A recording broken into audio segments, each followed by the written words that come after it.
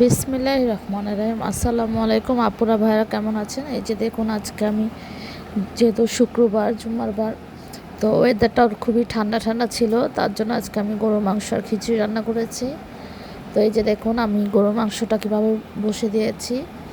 তো এখানে আমি এলাচ, দারচিনি, লং দিয়ে দিয়েছি, তেজপাতাও দিয়েছি।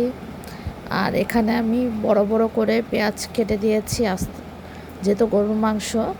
আর কিছুটা পেঁয়াজ আমি থেতলো করে দিয়েছি, যাতে আপনার মশলার গ্রেভিটা যাতে একটু ঘন হয়।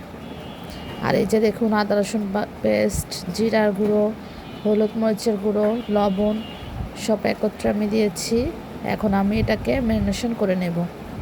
তো এই যে দেখুন, গরুর মাংসটা এখন আমি হাতে দিয়ে মাখিয়ে নেব। তো দেখতেই পাচ্ছেন, তো আমি এখানে একটু ঝাল বেশি দিয়েছি, যেহেতু গরুর মাংস আমি এখানে আলুও দেব। তো এই যে দেখতে পাচ্ছেন, মাংসটা আমি ভালো করে মাখিয়ে নিচ্ছি, যেহেতু গ্যাস নেই। তো আমি গ্যাস আসলে তারপরে আমি মাংসটা বসিয়ে দেব। তো এতক্ষণে আমার মাংসটা ভালোভাবে মশলা ভিতরে বসে যাবে। তো দেখতেই পাচ্ছেন। আর সয়াবিন তেলও দিয়ে দিয়েছি, একবার আমি মাখিয়ে নিয়েছি যাতে ভালোভাবে মশলাটা মেখে যায়। তো আজ এই পর্যন্তই। আল্লাহ হাফেজ।